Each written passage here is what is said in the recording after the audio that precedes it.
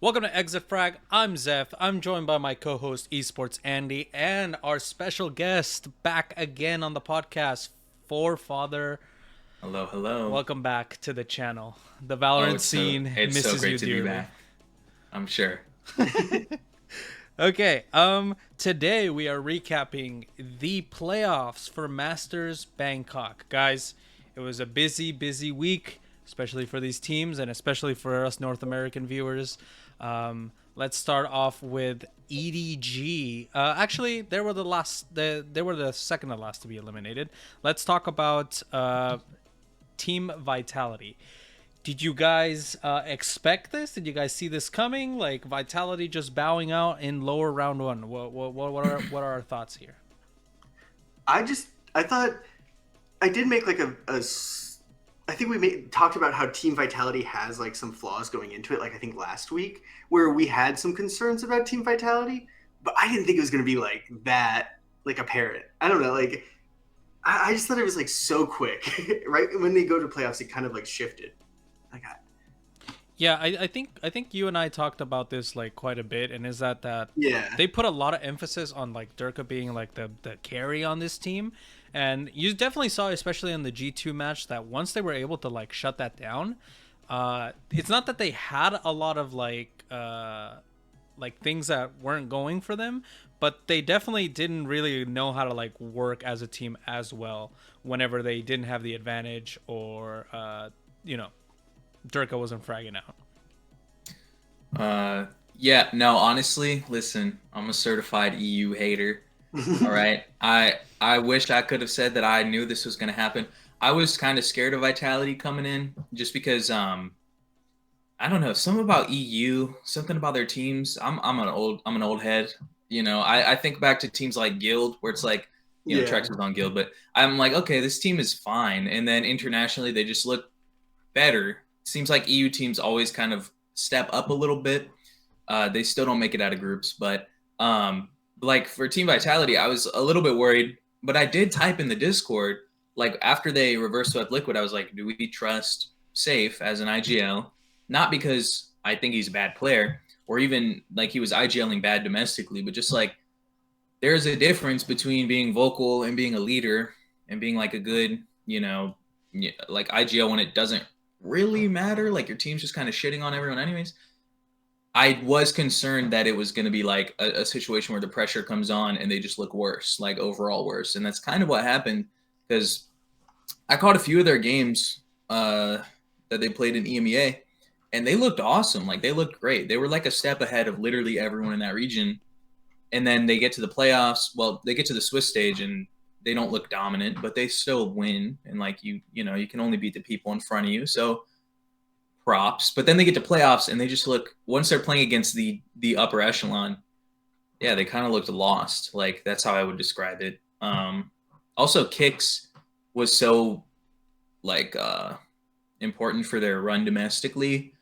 He wasn't as impactful internationally, which I think made a big difference. Durka was still playing great, but like I think they'll figure it out. I think they'll get better as time goes on. Yeah, Um, I think, and I liked the comps they were playing. I liked the ideas they were doing. It just felt like, especially again, they played G2 and T1. Specifically with T1 on like Lotus, it felt just so streaky. It's like once they went on a streak, they would get a lot of kills, but then once they got stopped or something, like they couldn't stop T1 from doing like a similar plan consistently, and they couldn't adjust, and then they would have to spend a timeout, and then they'd get a win. It just was like Safe was kind of getting drowned a little bit once it got to like the top four, no, which their Lotus was pissing me off. I was actually getting yeah, upset. Like it was but so it's only just one win. boring. It was boring. Yeah, it was just boring. They would like wait until there's like 20 seconds left. They wouldn't do Yeah, anything. They'd be like, well, I it, thought Durka was supposed to kill two in the default, and then we just walk into an empty site. But then when that doesn't happen, now we're just sitting there with 20 seconds left and we look stupid. So and I just don't know why Vitality picked Haven on that against T1, like specifically, because especially they've been having a little bit of like issues, and then they picked one of the harder maps to like figure out once a team figures out like a good well they plan. Not only that, but their composition was dog shit. I mean, Yeah, you do Yoru and Jet, like, and then you do suspect. yeah, that was beyond overcooked. Yeah, I don't know. The Jet was confusing. That was not what they were running previously. Nope. And also, I don't know, man. I don't like your duelist being your IGL. I feel like that's a lot of pressure to. But he wasn't. Look, I feel like Safe is an duelist by nature, but wasn't he mostly just playing Tejo and Vice? Like he was kind of just filling in for what they like needed for the Yeah, map. no, I'm saying on this map, I No, don't no, no. understand it. Like, Specifically on this map. yeah, like Oh, this okay. was it was stupid. Why switch your comp right now unless something was like horrifically broken behind the scenes, which is always possible. But Yeah, like, I doubt it. I mean, he was playing what, ISO before? Yeah, this is Haven. He was playing ISO before. I just don't want my IGL entering or being the entry guy.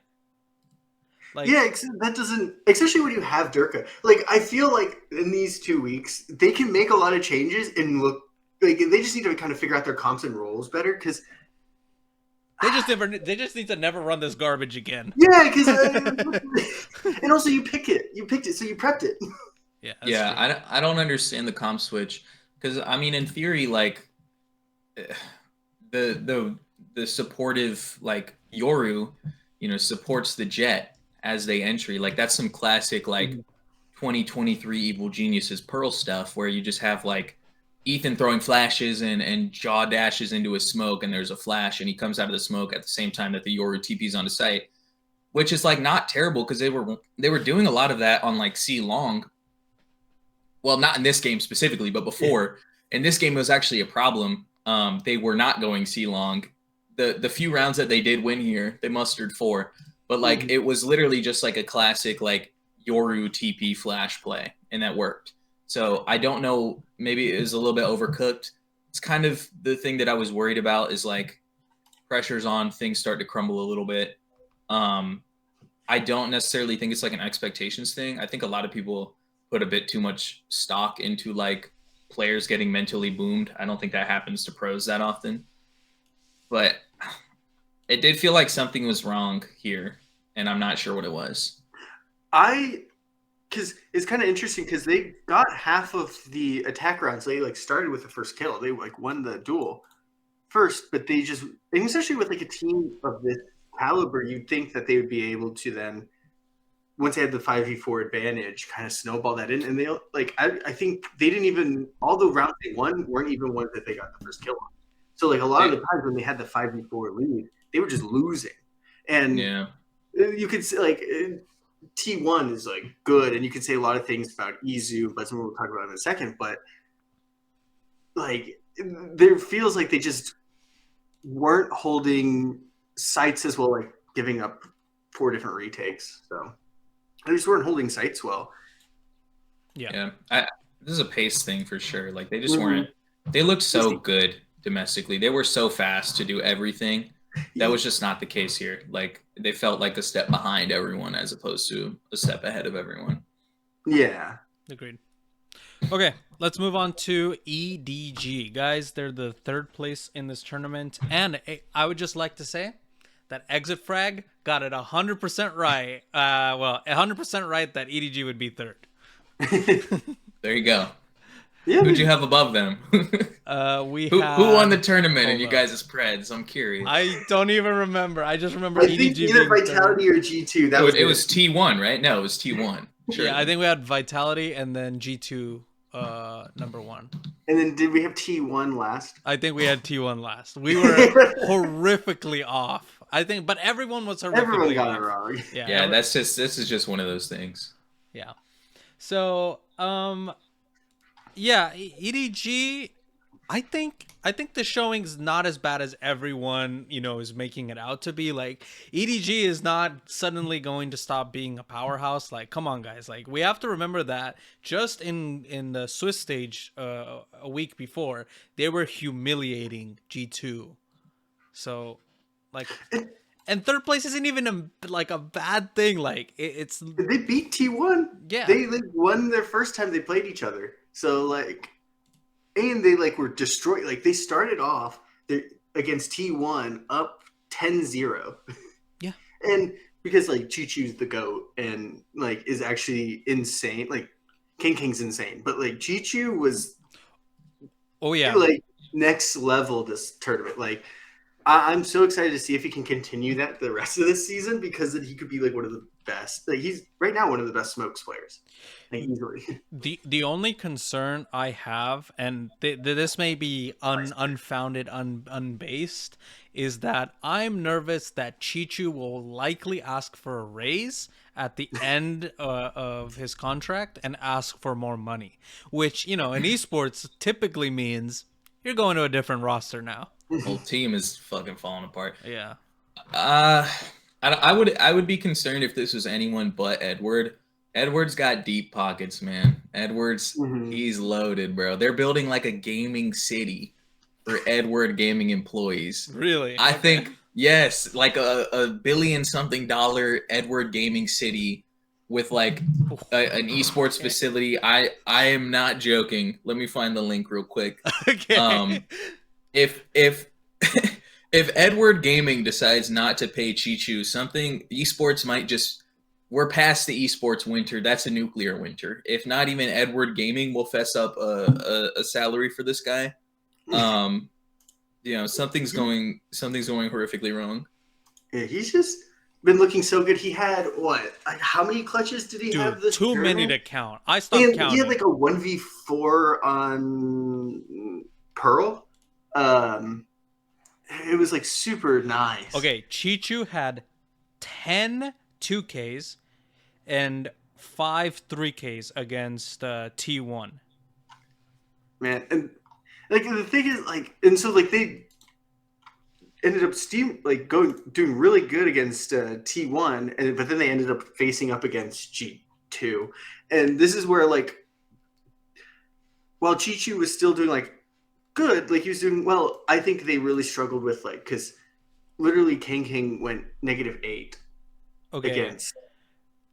Chichu is the #1 ranked player in this event, according to VLR.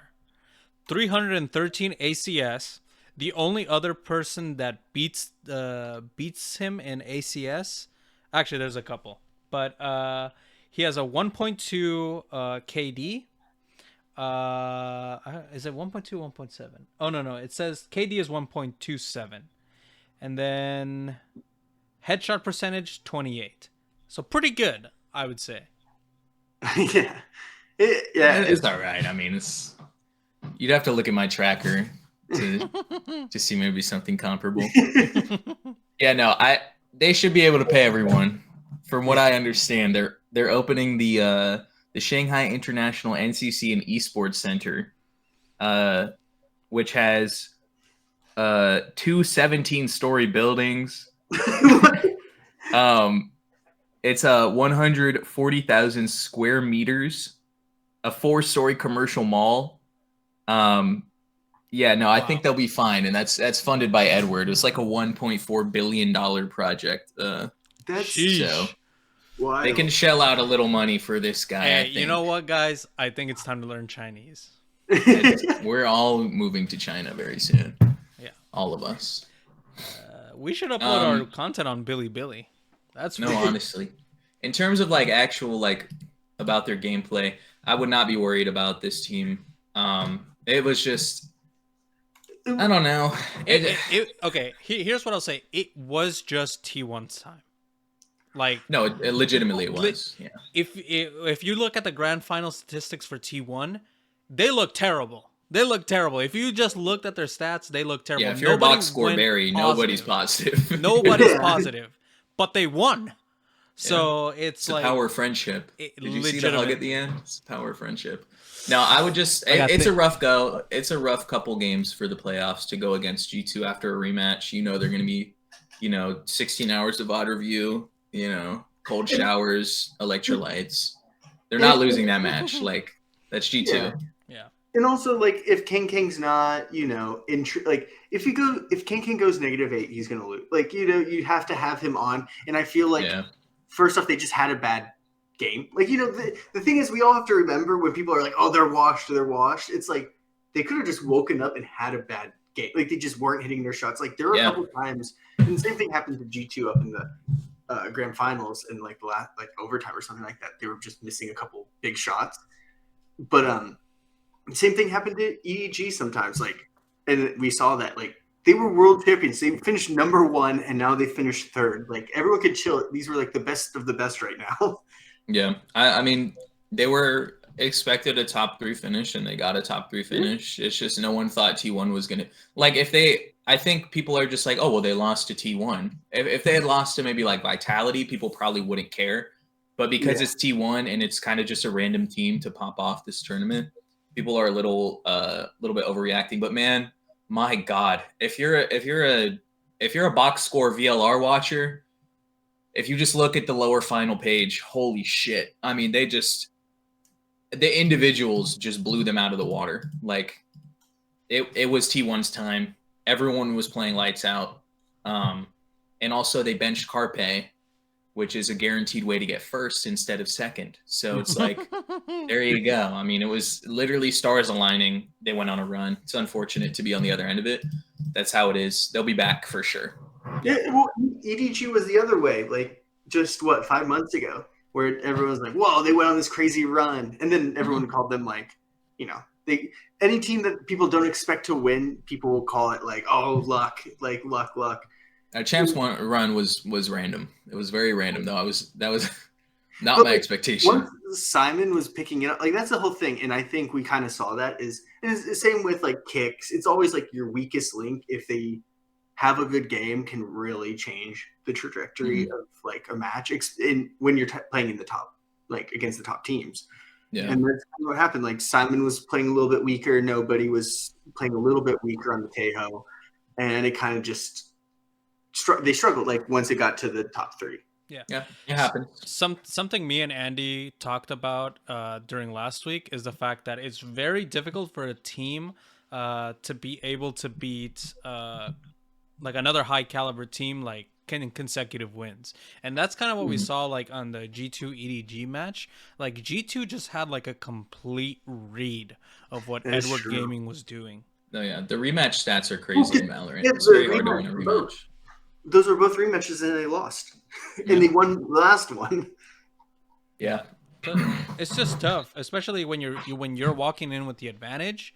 Like you're thinking, oh, like we've already beat them. Like we might have to adjust a couple of things, but not a lot. Whereas the other team is probably looking at it like, oh, there's a ton of things we need to like adjust, and those adjustments are huge, especially for teams like T1 and G2, who going into this week, a lot of people were considering to be like, obviously T1 was the underdog from the start, but even like people were saying like G2 were kind of looking a little weak in comparison to what we were expecting from them initially.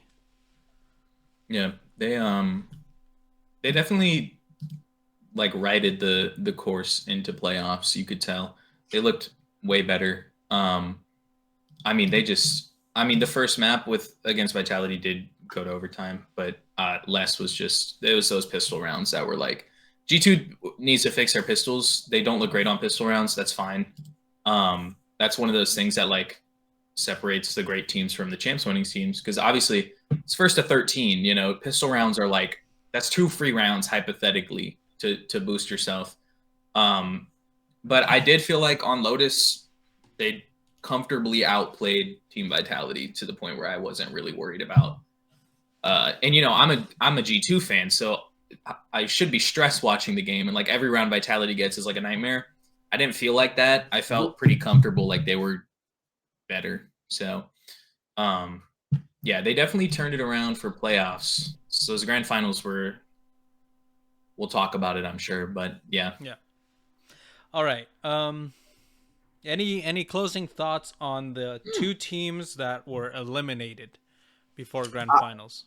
My one thing about EDG was that they started off kickoffs not being up to meta, and they ended Masters Bangkok up to meta, like mostly.